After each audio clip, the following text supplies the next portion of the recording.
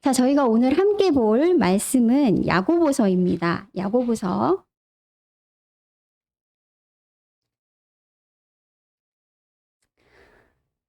주보에 나온 말씀보다 조금 짧게 읽으려고 합니다. 야고보서 4장 13절에서 17절 말씀을 함께 봉독하겠습니다. 야고보서 4장 13절에서 17절 말씀입니다.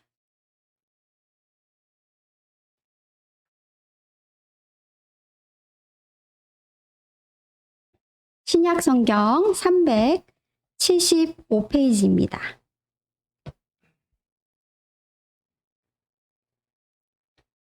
다 찾으셨으면 한 절씩 교독하도록 하겠습니다.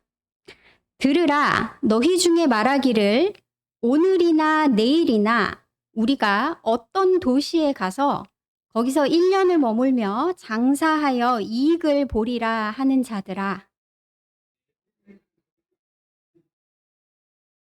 너희의 생명이 무엇이냐?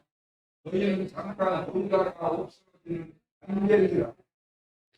너희가 도리어 말하기를 주의 뜻이면 우리가 살기도 하고 이것이나 저것을 하리라 할 것이거늘.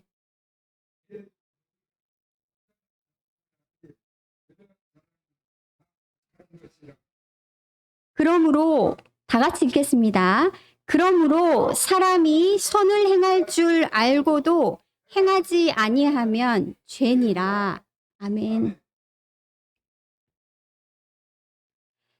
자, 오늘 말씀은 야고보서 4장 13절에서 17절 말씀입니다. 오늘 전하는 말씀의 제목은 주의 뜻이면 우리가 살기도 하고 라는 제목으로 오늘 말씀을 함께 살펴보려고 합니다. 오늘 말씀 13절에 한 사람이 나옵니다. 이 사람이 무엇이라고 얘기하는지 보면 너희 중에 누군가가 말하기를 오늘이나 내일이나 우리가 어떤 도시에 가서 거기서 1년을 머물며 장사하여 이익을 보리라 하는 자들이 등장합니다. 이렇게 이야기하는 이 사람은 13절에 나오는 이 사람은 4가지를 자기가 통제할 수 있다라고 생각하는 것 같습니다. 첫 번째, 이 사람은 시간을 통제할 수 있다라고 생각합니다. 오늘이나 내일 내가 가서 라고 얘기합니다. 두 번째, 이 사람은 장소를 통제할 수 있다라고 생각합니다. 어디에 간다라고 얘기하나요? 어떤 도시에 가서 마음에 두고 있는 도시가 있습니다. 그죠? 어떤 도시에 가서 장소를 통제할 수 있다라고 생각합니다. 세 번째, 거기서 자신의 일을 진행하는 기간을 통제할 수 있다라고 생각합니다. 1년을 머물며 라고 얘기합니다. 네 번째, 이 사람이 생각하는 자기가 통제할 수 있다라고 생각하는 네 번째는 뭐냐면 일의 결과를 자기가 통제할 수 있다라고 생각합니다. 뭐라고 얘기합니까? 거기서 장사하여 이익을 보리라 라고 얘기합니다. 자, 이 사람은 시간과 장소와 자기가 그 일을 할 기간과 그리고 그 일을 통해서 얻게 될 결과를 통제할 수 있다라고 생각하고 있습니다.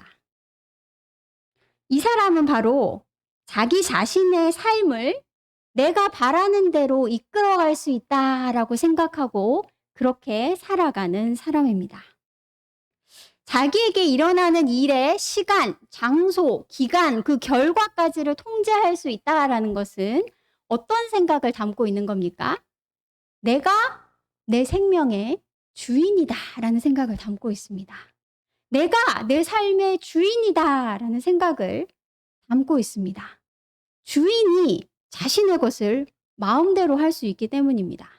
내가 원하는 시간에, 내가 원하는 장소에서 내가 원하는 시간만큼 이런 결과를 얻을 것이다 라고 얘기하는 것은 내가 내 삶의 주인이다 라는 생각을 담고 있습니다. 그런데 오늘 야고보는 이 사람에게 무엇이다 라고 얘기하고 있습니까? 이 사람에게 뭐라고 얘기하고 있습니까?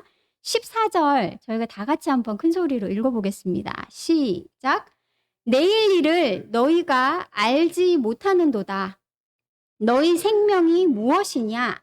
너희는 잠깐 보이다가 없어지는 안개니라. 내 삶과 내 생명이 내 것이다. 내가 그것의 주인이다. 라고 얘기하는 사람에게 야고보는 정말 그러합니까? 라고 반문하고 있습니다. 정말 그렇습니까? 라고 묻습니다. 야고보가 이야기하는 것 첫 번째는 뭡니까? 너에게 일어날 내일 일을 알 수 있느냐라고 묻고 있습니다. 우리 삶 속에서 우리는 내일 일은커녕 5분 뒤에 몇 초 뒤에 일어날 일도 알 수 없는 존재들입니다. 그래서 야고보는 우리를 무엇이다라고 묘사했습니까? 14절에서 안개다라고 묘사했는데요. 이 안개도 사실은 이 단어가 담고 있는 많은 뜻 중에 하나지만 이 단어의 뜻은 사실은 수증기라는 뜻을 가지고 있거든요. 수증기. 안개도 증기의 일종이죠. 그죠? 물을 막 끓이면 수증기가 올라오죠, 여러분. 불을 딱 끄는 순간 어떻게 됩니까? 수증기가 싹 사그라듭니다. 안개가 아침 무렵에 자욱합니다. 그런데 해가 반짝 뜨게 되면 뜨거운 열기가 올라오게 되면 어떻게 됩니까? 언제 그 자리에 안개가 있었는지 아무도 모를 정도로 순식간에 사라져 버리는 것이 바로 이 안개 수증기입니다. 야고보는 뭐라고 얘기합니까? 내 삶과 생명이 내 것이다 라고 얘기하는 사람에게 도대체 잠깐 보였다가 사라지는 안개와 같은 존재가 어떻게 자신의 생명에 대해, 자신의 삶에 대해 이것이 내 것이다 라고 주장할 수가 있는가 라고 묻고 있는 것입니다. 야고보는 오늘 본문 속에 이렇게 안개 같은 존재, 잠깐 보이는 것 같이 존재하는 것 같아 보이는데 순식간에 사라져 버릴 수 있는 안개와 같은 우리가 우리 삶에 대해서 가져야 되는 바람직한 태도가 이것일 것이다 라고 얘기하고 있습니다. 무엇이라고 얘기하냐면 바로 15절에 등장하고 있습니다. 안개와 같은 존재가 자신의 삶에 대해서 가져야 될 태도가 바로 15절에 등장하고 있습니다. 15절 다 같이 한번 읽어보겠습니다. 시작. 너희가 도리어 말하기를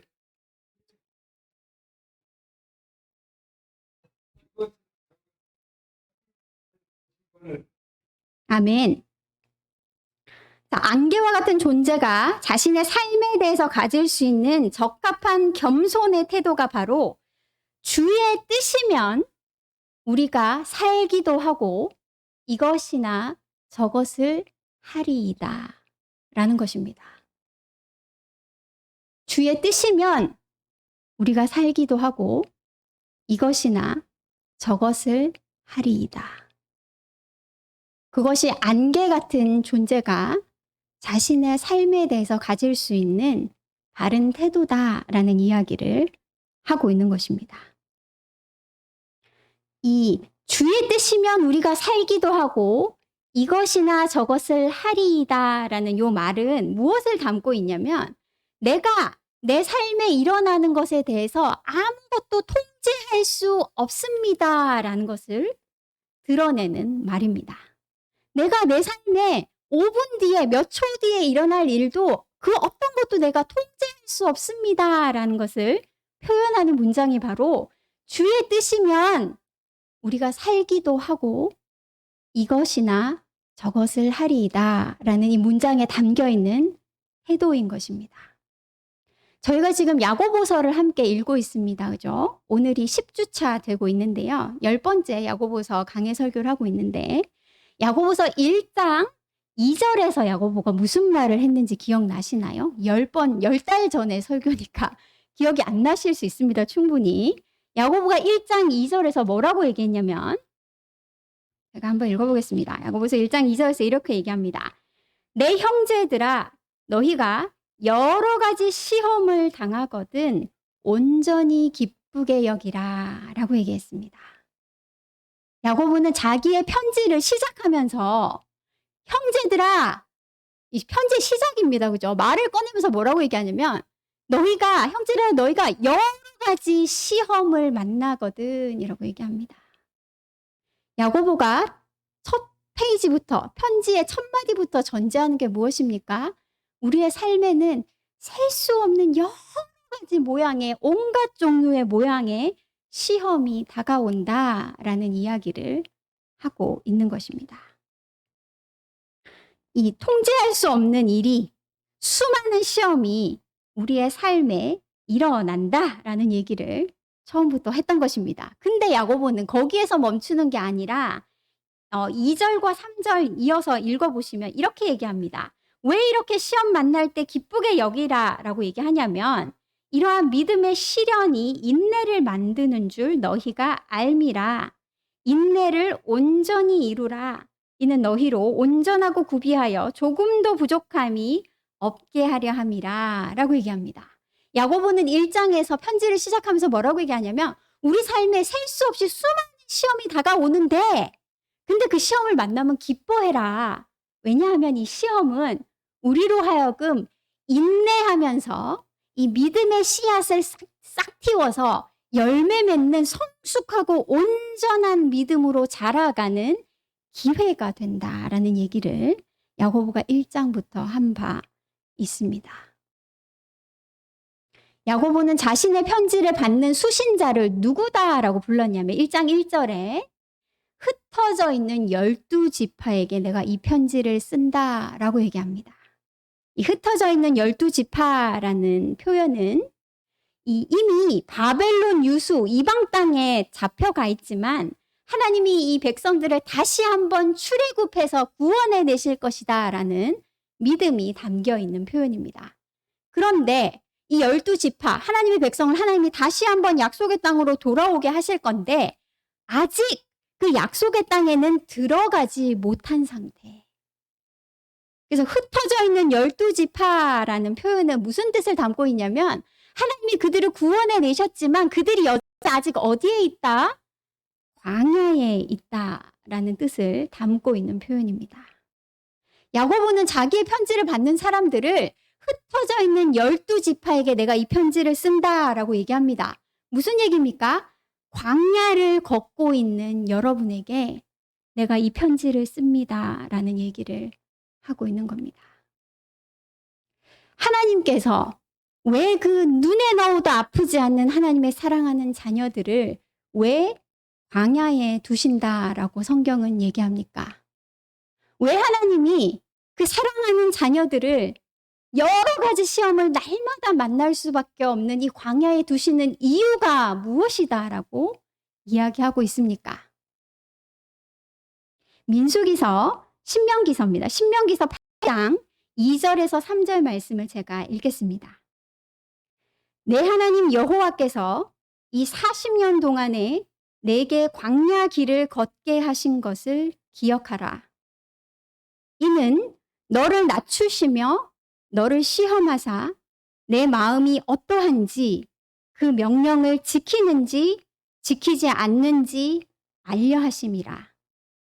너를 낮추시며 너를 줄이게 하시며 또 너도 알지 못하며 내 조상들도 알지 못하던 만나를 내게 먹이신 것은 사람이 떡으로만 사는 것이 아니요 여호와의 입에서 나오는 모든 말씀으로 사는 줄을 내가 알게 하려 하심이니라.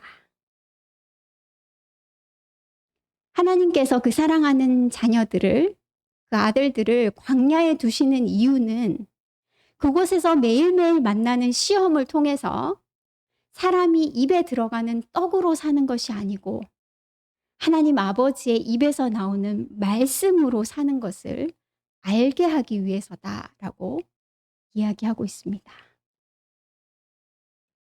우리를 때로는 줄이게 하시고 우리를 때로 낮추시는 이유는 우리의 삶을 이끌어가고 나를 살게 하는 것이 옷이 아니고 집이 아니고 음식이 아니고 하나님께서 나를 살게 하신다라는 것을 깨닫게 하기 위해서 그것을 배우게 하기 위해서 우리를 광야 길을 걷게 하신다라고 말씀하고 있는 것입니다. 이렇게 우리의 삶이 사랑하는 우리 아버지가 내가 아버지의 모든 것을 상속할 자로 준비시키기 위해서 이 땅을 걷는 동안에 하나님 아버지만 바라보고 하나님 아버지만을 의뢰하고 신뢰하는 자로 순종하는 자로 배우게 하시고 훈련하게 하시기 위해 이곳에 두셨구나라는 것을 깨달아 알아야 된다라는 것입니다. 그것이 우리 삶의 의미다라는 것입니다. 예수 믿는 우리를 여전히 눈물이 있고 여전히 고통이 있고 여전히 아픔이 있는 이 세상에 살게 하시는 이유가 그것이다라고 성경은 분명하게 이야기하고 있는 것입니다. 만약에 우리가 이렇게 우리 삶의 의미를 깨달아 안다면 우리가 우리 삶에 대해서 가져야 되는 태도는 바로 이것이다라는 겁니다. 주의 뜻이면 우리가 살기도 하고 이것을 또는 저것을 하리이다. 우리 삶의 의미를 깨달아 안다면 우리 삶에 대해서 이러한 고백을 날마다 드려야 한다라는 이야기입니다. 근데 여러분 이 문장에 대해서 조금 더 생각해 봐야겠습니다. 주의 뜻이면 우리가 살기도 하고 이것이나 저것을 하리이다 라는 뜻은 내가 하고 싶은 바, 내가 소망하는 바를 계획해 놓고 이것과 저것을 계획해 놓고 그것이 주의 뜻과 다행히 딱 맞아 떨어지면 하나님이 그 모든 것을 내가 계획했던 것을 이것을 저것을 다 이루어 주신다라는 얘기를 하고 있는 것이 아닙니다. 주의 뜻을 따라 내가 살기도 하고 이것이나 저것을 합니다라는 고백입니다. 이 문장과 비슷한 문장이 우리 주로 이 성구 액자로 주로 많이 사용하는 잠언서 말씀에 등장합니다. 제가 그 전도사님 댁에 저희가 신방을 가면서 성구 액자를 고르면서 그 말씀을 성구 액자로 만들어 놓은 걸 많이 봤습니다. 근데 충분히 오해하고 잘못 이해할 여지가 있어서 그 말씀을 성구 액자로 걸어 놓는 거에 조심스러움이 있었습니다. 이 말씀이 뭐냐면 잠언서 말씀인데요. 잠언서에 이렇게 이야기합니다. 너의 행사를 여호와께 맡기라. 그리하면 내가 경영하는 것이 이루어지리라.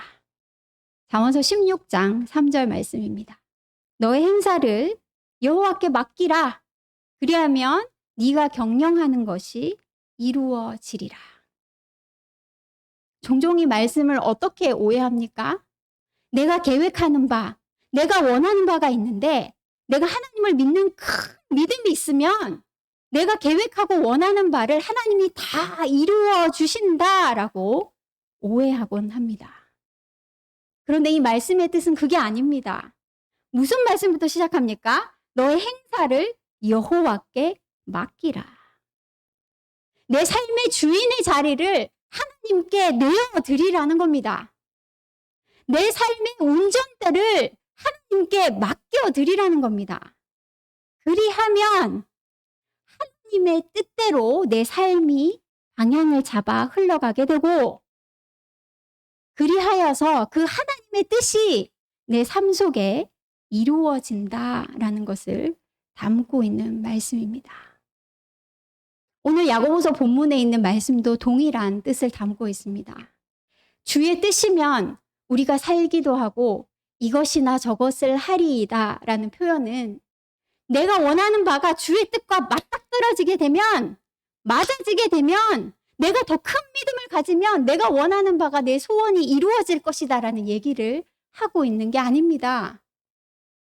내 삶의 운전대를 하나님께 맡기라라는 겁니다. 내 삶의 주인의 자리에 내가 내려오고 하나님이 그곳에 앉으시게 하라는 것입니다. 주의 뜻이면 우리가 죽기도 하고 주의 뜻이면 이것이나 저것을 할 수 없습니다라는 뜻을 담고 있는 겁니다. 이 본문에서요. 주의 뜻이면이라는 표현이 나오는데요. 이 말이 가정법입니다. 가정법. 헬라어 가정법. 저희가 또 신학교는 아니지만, 그죠? 제가 또 신학교 교수니까 저희가 이익을 좀 봐야 되지 않겠습니까? 헬라어 공부를 해보면요. 신학생들 공부할 때 헬라어 공부를 해보면 가정법이라는 문장이 나옵니다. 여러분, 우리도 쓰지 않습니까? 만약 뭐뭐 하면이라는 문장이 다 가정법이에요. 근데 헬라어에는 가정법이 두 가지 종류가 있습니다. 하나는 뭐냐면 기정사실을 이야기하는 가정법이에요. 특정한 단어를 씁니다. A라는 단어를 쓰고 직설법 동사를 쓰면 이 가정법은 마치 겉으로 보기엔 가정법 같은데 기정사실을 얘기하는 겁니다. 그래서 주의 뜻이면을 만약에 그렇게 사용했다면 기정사실을 얘기하는 게 된 겁니다. 이것이 주의 뜻이기 때문에 우리가 살고 이것이나 저것을 하리이다라는 뜻이 됩니다. 그런데 오늘 본문에서 야고보는 이 첫 번째 종류의 가정법을 사용하고 있지 않습니다. 두 번째 종류의 가정법은 무엇이냐면 애안이라는 단어를 쓰고 뒤에 직설법이 아닌 가정법 동사를 쓰는데 그렇게 되면 진짜로 가정을 하는 문장이 됩니다. 주의 뜻이면이라는 것이 가정이라는 겁니다. 그 말은 무슨 말이냐면 주의 뜻일 수도 있고 주의 뜻이 아닐 수도 있다는 겁니다. 주의 뜻이면 우리가 살기도 하고 이것이나 저것을 하리이다라는 뜻은 그러면 무슨 뜻이냐면 주의 뜻이 아니면 우리가 죽기도 하고 이것이나 저것을 하지 못하리다라는 문장인 것입니다. 오늘 야고보가 본문에서 하고 있는 말씀에 우리가 귀를 기울이고 그 말씀을 마음에 새겨야 합니다. 내가 원하는 바를 믿음으로 기도하면 그대로 이루어 주신다라는 얘기를 하는 것이 아닙니다. 나의 삶의 운전석의 자리를 하나님께 내어드리라라는 것입니다. 자, 그러면 여기서 한 가지 의문이 듭니다. 주의 뜻이면 우리가 살기도 하고 또 주의 뜻이면 우리가 죽을 수도 있다라는 것은 그러면 우리 삶에 대해서 자포자기하라는 말입니까? 우리의 삶에 어떤 일이든 일어날 수 있으니 늘 불안에 떨면서 살라는 말입니까? 라고 이야기할 수 있을 것 같습니다. 하나님의 자녀면 무조건 100% 복 받고 다 잘 된다고 해야 마음이 안심이 될 텐데 오늘 말씀에는 주의 뜻이면 살기도 하고 주의 뜻이면 죽을 수도 있다는 얘기를 하는 겁니다. 그러면 여러분, 이 불안해서 어떻게 삽니까? 예수 믿는데 어떻게 이렇게 불안해서 살 수가 있습니까? 라고 물어볼 수 있을 것 같습니다. 여러분, 오늘 말씀, 이 본문의 말씀이 주시는 것이 무엇입니까? 다시 한번 말씀드리면 우리의 삶의 주인의 자리에 하나님이 앉으시게 한다라는 겁니다. 내가 살든지 내가 죽든지 내 삶의 주인이 더 이상 내가 아니라 하나님이 되신다라는 것을 의미합니다. 여러분, 우리 하나님은 어떤 분이십니까? 아까 저희가 신명기 8장의 말씀을 읽었습니다. 하나님께서 모세를 통해서 이스라엘 백성에게 그 간절한 아버지의 마음을 전하고 있는 말씀입니다. 내가 사랑하는 너희를 왜 이렇게 시험과 고난과 눈물이 있는 곳에 두는지 아느냐? 너희가 더 이상 떡으로 사는 것이 아니라 아버지의 입에서 나오는 말씀으로 사는 것을 알게 하기 위해서 내가 너희를 줄이게도 하고 내가 너희를 낮추게도 하는 것을 너희가 알기를 원한다. 근데 여러분, 이스라엘 백성들이 광야 길을 걸으면서 굶주려 죽었습니까? 목말라 죽었습니까? 하나님께서 오늘 말씀 신명기 말씀 속에 전하고 있는 바와 같이 너희도 알지 못하고 너희 조상도 알지 못하는 만나를 하늘에서 내려 그들을 먹이셨다라고 말씀하고 있습니다. 우리가 굶주려 죽지 않도록 하나님은 때를 따라 하늘에서 만나를 내려서 우리를 먹이시는 분이십니다. 우리가 목말라 죽을 때가 되었을 때 하나님은 반석을 갈라 그곳에서 물을 내어 우리를 먹이시는 아버지 되십니다. 그러면 여러분, 하나님께서 우리의 운전대를 잡으신다라는 것은 불안하고 걱정해야 될 일입니까? 여러분, 아이들 장난감 중에 자동차 있습니다. 유모차 말고 자동차 모양으로 된 아이들이 타는 차가 있어요. 진짜 자동차처럼 생겼습니다. 막 이렇게 벤츠 이렇게 막 명품 자동차 붙어 있기도 하고 문도 있고 운전대도 있습니다. 근데 그 자동차를 아기는 자기가 운전하고 가고 있다라고 생각하지만 사실은 뒤에 긴 막대가 붙어 있어서 뒤에서 엄마나 아빠가 그 자동차를 운전하고 갑니다.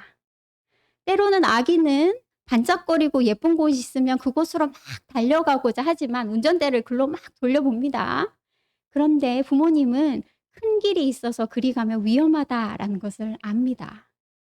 그 순간에 아기는 자기가 하고 싶은 것을 하지 못하는 실패를 경험해야 되지만 부모는 그 자녀에게 가장 좋은 것이 무엇인지를 알고 인도하고 이끌어 갑니다. 우리 삶의 운전대를 하나님께 맡긴다라는 것은 불안해할 일이 아닙니다. 때로는 그 아기에게 실패를 경험하기도 하고 때로는 그 아기를 훈육하기도 하지만 부모의 마음은 자녀에게 가장 좋은 것을 주기를 원하는 마음입니다. 심지어 죄인이고 연약한 우리도 그러할진데 우리 하나님 아버지는 나에게 가장 좋은 것이 무엇인지를 아십니다. 어느 순간에 나에게 무엇을 주어야 하는지 가장 잘 알고 계시는 분이십니다. 때로는 내가 줄이게 하시고 때로는 나를 낮은 자리에 가게도 하시지만 이런 시험을 통해서 떡으로 사는 것이 아니라 하나님 아버지의 입에서 나오는 말씀으로 산다라는 것을 배워가는 자들에게 그 자녀에게 하나님은 만나로 먹이시고 반석에서 물을 내어 마시게 하시는 분이십니다. 자, 16절을 한번 보면 오늘 본문 말씀의 16절을 한번 보면 이렇게 아버지 하나님의 인도하심을 신뢰하고 나아가야 함에도 불구하고 16절에 나의 삶에 원하는 것을 다 내가 원하는 대로 하리라 라고 했던 그 13절에 그 사람을 뭐라고 부르고 있는지 한번 보겠습니다. 16절 다 같이 읽겠습니다. 시작.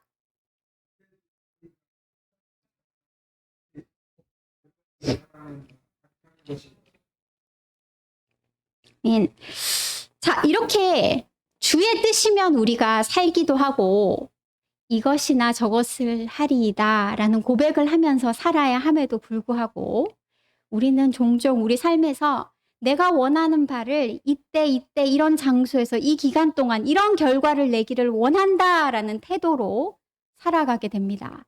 그러한 태도를 오늘 본문 16절에서 야고보는 뭐라고 부르냐면 허탄 자랑이다라고 부릅니다. 내가 원하는 때에 내가 원하는 일이 내가 원하는 장소에서 원하는 결과대로 이루어지기를 바라면서 그렇게 삶을 살아가는 자들을 허탄한 자랑을 하는 자들이다라고 이야기하는데요. 여기에 허탄한이라는 단어는 교만한, 자만한이라는 뜻입니다. 아까 앞에 이야기했던 야고보의 비유로 한번 돌아가 볼까요? 안개와 같은 자들아. 너희가 내일 무슨 일이 일어날지 모르는 자들인데 안개와 같은 자들이 어찌하여 하나님이 되려고 하느냐라고 야고보가 얘기하고 있는 겁니다. 본문 속에 하나님이 되려고 하느냐라는 말은 적혀 있지 않지만 야고보의 의도는 그렇게 충분히 담겨 있는 것으로 보입니다. 또 내일 일도 알지 못하는 자가 시간과 장소와 기간과 그 일의 결과까지를 통제하려고 하는 너희는 안개와 같은 너희 인생이 어찌하여 하나님이 되고자 하느냐라는 야고보의 말입니다. 근데 여러분 여기에 안개와 같은 인생이라는 표현이요. 욥기서에 가시면 욥이 자신이 이 하나님을 잘 믿으면서도 온몸에 헌대가 나고 자신의 자녀들이 다 죽고 모든 재산을 빼앗기는 고난 속에서 하는 고백에 욥이 뭐라고 얘기하냐면 자신이 안개와 같습니다 라고 표현합니다. 근데요, 그 욥기서를 읽어보시면 욥이 또 뭐라고 표현하냐면 자신이 안개와 같습니다라고 표현하고 또 다른 곳에서는 자신이 먼지와 흙과 같습니다라고 표현합니다. 그래서 여러분, 이 안개와 같다라는 표현은 무슨 표현하고 비슷한 표현이냐면 흙과 같은 존재다라는 겁니다. 여러분, 이 흙으로 만들어진 존재라고 하면 여러분 떠오르는 이미지가, 떠오르는 사람이 있습니까? 하나님이 아담을 흙으로 만드셨습니다. 흙을 뭉쳐서 만든 존재. 그래서 아담은 언제든지 먼지로 흙으로 돌아갈 수 있는 존재인 겁니다. 안개와 같이 눈에 보이는 것 같은데 순식간에 사라져 버릴 수 있는 존재인 것입니다. 그러면 여러분, 오늘 본문 속에서 안개와 같은 너희가 하나님이 되고자 하느냐라는 야고보의 비난은 아담의 이야기와 연결시킬 수 있습니다. 하나님이 왜 아담을 언제든지 흙으로 돌아가 버릴 수 있는, 먼지로 돌아가 버릴 수 있는 육체를 가진 존재로 창조하신 이유가 뭡니까? 제가 여러 번 설교를 했으니까 여러분도 조금은 아셔야 될 거라고 생각합니다. 하나님께서 에덴 동산에 생명나무와 선악과 나무를 두십니다. 생명나무의 의미가 무엇입니까? 흙으로 만들어진 존재, 언제든지 흙으로 돌아가 버릴 수 있는 존재이지만 아담은 날마다 생명나무로부터 생명 열매를 따먹음을 통해서, 날마다 하나님으로부터 생명을 공급함을 통해서 살아갈 수 있는 존재로 지음을 받은 겁니다. 하나님은 아담을 로봇으로 창조한 게 아닙니다. 마음 속에서부터 하나님을 신뢰하여 자신의 생명까지 의지하는 순종의 아들이 되기를 원하셨습니다. 그래서 하나님은 아담이 날마다 생명나무로부터, 하나님으로부터 생명을 공급받는 것을 훈련하고 연습하기를 원하셨습니다. 마치 하나님이 이스라엘을 광야에 두신 것과 똑같은 목적입니다. 날마다 하늘로부터 만나를 공급받는 것을 통해 이스라엘 백성들은 떡이 아니라 하나님이 나에게 생명을 주시는구나를 배웠습니다. 똑같은 일을 하나님이 아담에게 의도하셨다는 겁니다. 근데 아담이 날마다 하나님께 의존해서 하나님께 생명을 공급받아서 살아가는 이 훈육의 삶을 더 이상 살기가 싫다라고 팽개쳐 버립니다. 어떻게 함을 통해서요? 선악과를 따먹음을 통해서. 선악과의 뜻이 무엇입니까? 나중에 뱀의 입을 통해서 이야기합니다. 이것을 따먹으면 네가 선과 악을 아는 하나님이 되리라 라는 겁니다. 나는 더 이상 하나님께 의존해서 순종을 연습하고 배우고 훈육받는 이 과정이 싫어. 내가 내 생명을 책임지고 내가 나의 삶을 이끌어가는 내가 신이 될 거야. 내가 하나님이 될 거야 라는 것이 선악과를 따먹는 것의 의미인 것입니다. 야고보도 오늘 본문 속에서 허탄한 자랑, 교만한 자랑을 하는 사람들, 어떤 사람들이요? 내 삶을 내가 원하는 대로, 내가 원하는 시간에 내가 원하는 바를 이루면서 살기를 원하는 사람들에게 이렇게 얘기합니다. 너희가 아담과 같이 더 이상 생명나무 열매를 날마다 따먹는 이 훈육의 과정, 광야의 길을 벗어나서 스스로 하나님이 되고자 하느냐? 네가 스스로 하나님이 되고자 하느냐?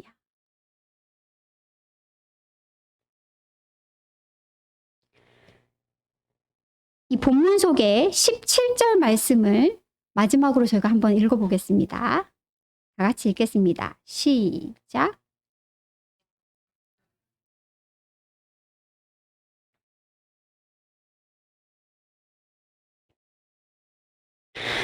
야고보가 지금 본문 속에서 교만과 겸손에 대해서 계속 얘기하고 있지 않습니까? 그죠? 우리의 삶의 의미가 무엇인지, 하나님이 왜 우리를 이 땅에 보내시고 이 땅에 두시고 이 광야와 같은 삶을 왜 살게 하시는지 그것을 아는 겸손한 자와 마치 자기가 하나님이 된 것처럼 내 삶의 모든 것을 통제하면서 내가 원하는 대로 살고자 하는 교만한 자에 대해서 이야기하고 있다가 갑자기 선을 행하는 일에 대해서 이야기하고 있습니다. 이 무슨 연관성이 있길래 갑자기 선을 행하는 것에 대해서 이야기하고 있습니까? 야고보서 앞에서 저희가 3장에서 본 말씀에 3장 13절에서 야고보는 이렇게 얘기했습니다. 너희 중에 지혜와 총명이 있는 자가 누구냐? 그는 선행으로 말미암아 지혜의 온유함으로 그 행함을 보일지니라. 하나님을 아는 지혜, 내 삶의 의미가 무엇인지를 아는 지혜, 내가 왜 이 광야와 같은 삶을 살고 있는지를 아는 지혜가 무엇으로 보여져야 된다고요? 선행으로, 행함으로 보여져야 된다는 겁니다. 하나님이 내 삶의 주인이십니다. 내가 아는 것 같죠? 그죠, 여러분? 하나님이 내 삶의 주인이시니 주의 뜻이면 내가 살기도 하고 이것과 저것을 할 것입니다. 라고 고백하니 마치 내가 이 모든 것을 깨달아 아는 것 같습니다. 근데 야고보는 뭐라고 얘기합니까? 행함이 없는 믿음은 어떻다? 죽은 것이다. 이것을 아는 지혜를 얻었다면 어떻게 해야 된다고요? 선을 행함으로 보여야 한다라는 겁니다. 믿음의 씨앗이 우리 속에 있을지라도 그것이 그대로 한 알로 남아있으면 죽은 것과 같다. 영혼 없는 몸과 같다라고 얘기합니다. 아무 소용없는 생명을 구원할 수 없는 죽은 믿음이다라고 얘기합니다. 하나님이 내 삶의 주인이십니다.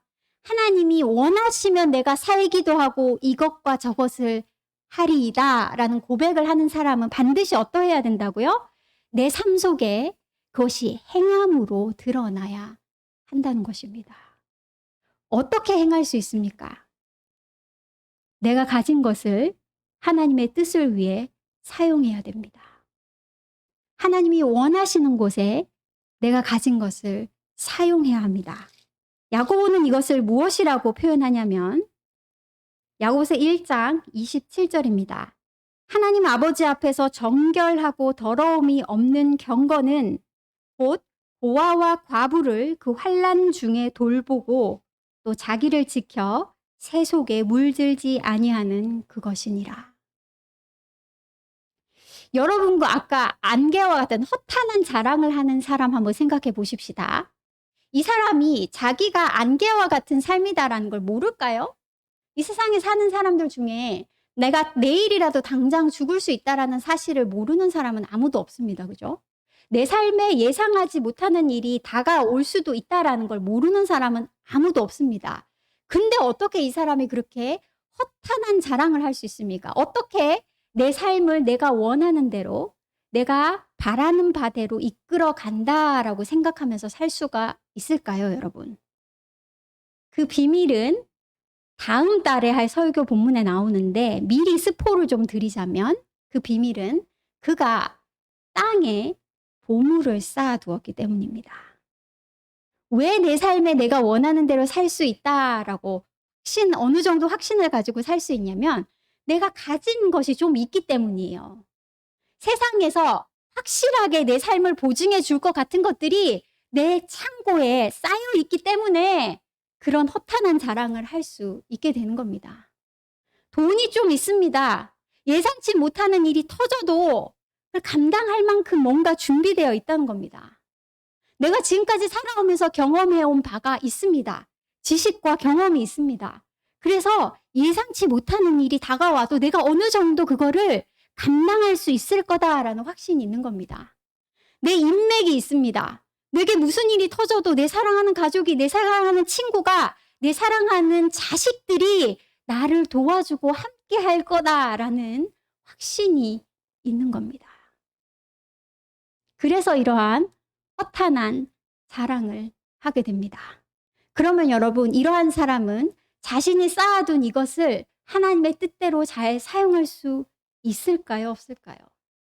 앞으로 무슨 일이 일어날지 모르는데 그 일을 위해 내가 준비해 둬야 되는데 그걸 어떻게 사용할 수가 있습니까? 그걸 어떻게 고아와 과부를 위해서 사용할 수가 있습니까? 그걸 어떻게 하나님의 뜻을 위해서 쓸 수가 있겠습니까? 그래서 여러분, 겸손한 자와 교만한 자가 그 삶에서 자신의 것을 어떻게 사용하는가는 직접적으로 연결되어 있는 겁니다. 다시 한번 겸손한 자에 대해서 생각해 보시기 바랍니다. 하나님을 아는 지혜를 가진 사람입니다. 하나님이 내 생명의 근원임을 아는 자입니다. 내 삶이 풀과 같고 풀의 꽃과 같음을 아는 자입니다. 이 땅에 이 수많은 어려움과 눈물이 있음에도 왜 하나님이 이 땅에 나를 두셨는지 내 삶의 목적을 아는 사람입니다. 하나님이 나를 이 광야 길을 불기둥으로 구름 기둥으로 인도하고 계심을 알고 믿는 사람입니다. 그 사람은 자신의 창고에 자신의 미래를 위해서 대비하기 위해 쌓아두지 않고 하나님의 뜻을 위해 그것을 내어서 사용할 수 있는 사람이 됩니다. 야고보의 표현에 따르면 마음이 둘로 나뉘어져 있지 않고 하나님을 믿지만 한쪽 마음이 뒤에 쌓아둔 곳에 다리를 걸치고 있는 것이 아니고 온 마음으로 하나님을 사랑하고 온 마음으로 이웃을 사랑하는 자가 되는 것입니다. 여러분, 그런데 저희가 야고보서 얘기를 하면서 제가 여러 번 강조했던 바와 같이 야고보는 이러한 지혜, 이것을 깨달아 아는 것은 내가 할 수 없다라고 야고보가 이야기합니다. 어떻게 이것을 그냥 아는 것이 아니라 내 것을 내어줄 수 있을 만큼, 내 창고에 있는 것을 내어서 하나님의 일을 쓰는데 쓸 수 있을 만큼 어떻게 그것이 내가 참으로 아는 것이 될 수 있습니까? 하나님께 나아가서 지혜를 구해야 됩니다. 우리의 마음에는 모두가 욕심의 씨앗이 심겨져 있어서 내가 알지 못하는 사이에 그것은 언제나 가시덤불이 되어 내 삶과 내 마음을 덮어버립니다. 그 누구도 예외는 없습니다. 목사님도 장로님도 30년 신앙생활한 집사님도 예외가 없습니다. 어떻게 해야 이 가시덤불을 해치고 그 작은 믿음의 씨앗이 싹을 틔우고 열매를 맺을 수가 있습니까? 하나님께 나아가셔야 됩니다. 성령의 충만함을 날마다 구하셔야 됩니다. 성령의 충만함은 방언과 은사와 놀라운 기적으로 나타날 때도 있습니다. 그런데 언제나 그런 것은 아닙니다. 성령의 충만함이 100%, 성령의 충만함의 100%의 표지는 뭐냐면 내 중심의 자리에 내가 아닌 하나님이 앉으시는 겁니다. 그게 성령의 충만함에 반드시 일어나는 일입니다. 그것이 없으면 성령의 역사가 아니다라고 얘기해도 무방할 정도입니다. 성령의 충만함을 구하라는 것은 여러분 무슨 뜻입니까? 날마다, 순간마다, 때가 될 때마다, 생각날 때마다 뭘 하시라고요? 하나님을 구해서 내 중심의 자리에 내가 앉아있는 나를 밀어내고 하나님을 내 중심의 자리에 모시라는 얘기입니다. 하나님, 다시 한번 내 삶의 주인이 되어 주십시오. 내가 아니라 하나님이 내 생명의 주인입니다를 날마다 수백 번씩 고백하시라는 얘기입니다. 말씀을 보시면서 찬송을 하시면서 기도를 하시면서 내 중심의 자리에 하나님을 주인으로 다시 한번 모셔드리는 일이 날마다 일어나야 합니다. 그래야 우리가 어떤 고백을 할 수 있습니까? 주의 뜻이면 우리가 살기도 하고 이것이나 저것을 하리이다. 주의 뜻이면 우리가 죽기도 하고 이것이나 저것을 하지 못하리이다. 날마다 하나님께 나아가서 지혜를 얻고 성령의 충만함을 얻고 하나님 아버지가 우리 손을 잡고 이끄시는 이 광야의 길을 끝까지 걸으셔서 순종의 아들로 온전하게 준비되는 저와 여러분이 되기를 원합니다. 하나님 아버지가 주시는 하나님 나라의 놀라운 영광을 상속하는 저와 여러분이 되기를 간절히 소원합니다.